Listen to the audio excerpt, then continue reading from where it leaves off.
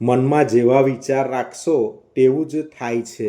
એટલે જ મિત્રો તમે આપણું જીવન પણ બીજ જેવું છે. જેવો તમે ગુલાબનો છોડ રોપો તેવું ગુલાબનો છોડ થશે, પરંતુ તમારા મગજમાં જો ખરાબ વિચારો આવશે તો કાંટા જેવું જ થશે, એટલે નેગેટિવિટી આવશે. એટલે જેવું તમે વાવો તેવું જ થાય છે. એટલા માટે જ આપણે વિચારવાનું છે કે જે થાય છે તે સારા માટે જ થાય છે. ભલે આપણું ખરાબ થતું હોય, પરંતુ આપણે એવું જ વિચારવાનું છે કે જે થાય છે તે સારા માટે જ થાય છે. અને તો જ તમારામાં આ વાક્યને યાદ રાખશો તો તમારામાં હંમેશા માટે પોઝિટિવિટી રહેશે.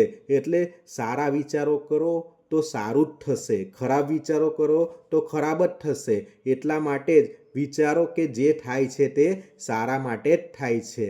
અને આમ પોઝિટિવ થિંકિંગ રાખો.